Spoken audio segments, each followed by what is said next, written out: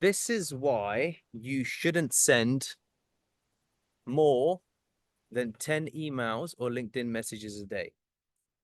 So I'm going to say something that's quite drastic for all you cold emailers, for all you LinkedIners, for all you people that take the volume-based approach to success, that you shouldn't be doing any volume whatsoever for probably a significant amount of time. Volume is the enemy. Probably a lot of you think volume is the answer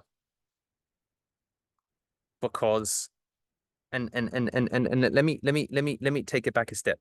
So there'll be people that are listening that will be, if you're in the business of outbound sales, outbound lead acquisition, new business, talking to people that you don't know, a classic approach is do more of the same thing. Don't send 5 emails, send 500 emails.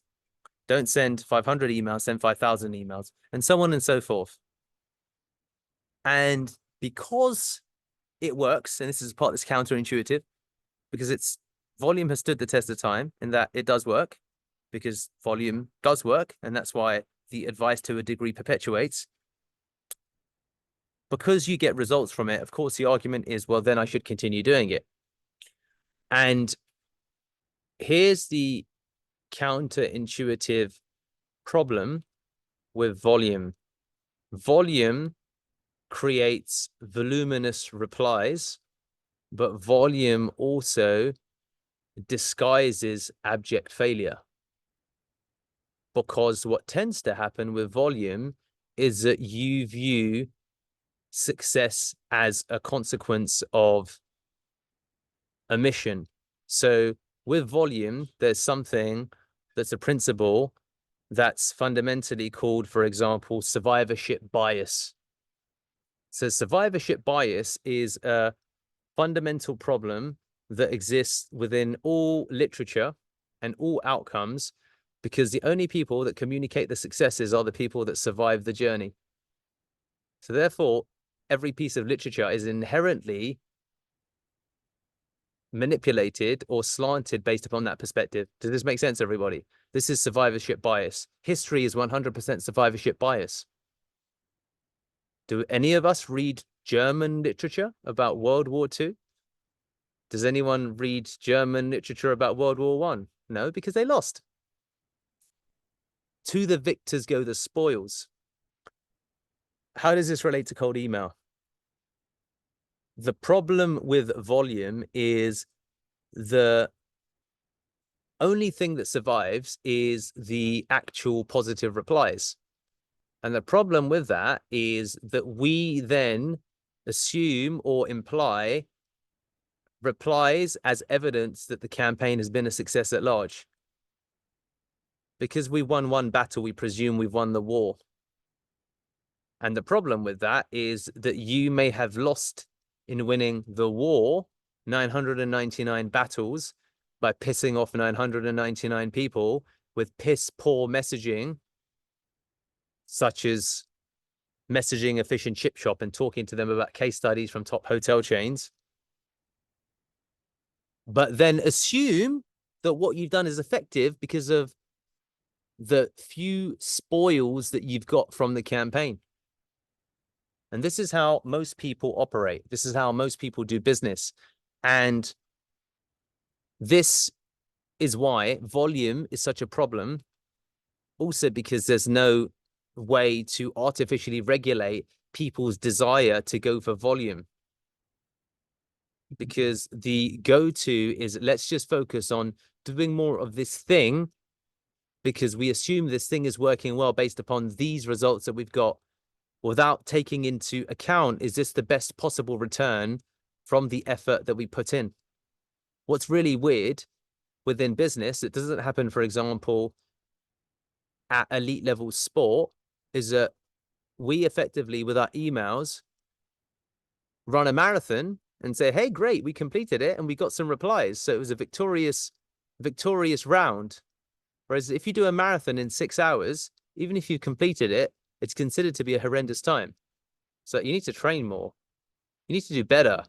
You want to be a sub 3-hour marathon runner. 6 hours is nothing to be proud of. But in business, apparently, that's okay. Because we'll send 10,000 emails and say, we won $20,000 in business. Amazing. Sounds like a success. Let me send 10,000 emails.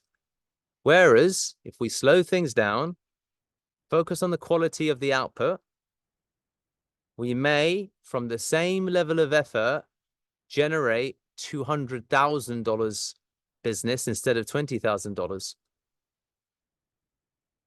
And the problem with the ability to load volume is it tends to diminish the thinking brain. A kind of IQ shuts off, and scale, ooh, short-term win, easy, amazing, great. It's a really, really big problem. Survivorship bias, what we think that means about the way that we should effectively run lead generation and LinkedIn campaigns. It's the very same reason that we probably, had we not raised the flag, would have never even reviewed the halcyon copy, because we're getting replies. So therefore, it's a successful campaign. Oh my God, look, it's better than it was. So what am I going to do? I'm going to turn off my thinking brain, because I've now been led into survivorship bias or success by omission, because I don't see all of the people that I piss off. All I see is a success. I don't see everyone who doesn't reply. I don't see everyone who thinks, what the hell is this weird jargon? What the hell is this case study? What the hell is this weird way to communicate with me? All I see is the successes that I have. And this is all I report on when I report to clients.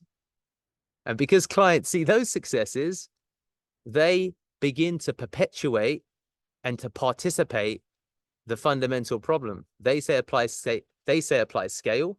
We say we'll apply scale back.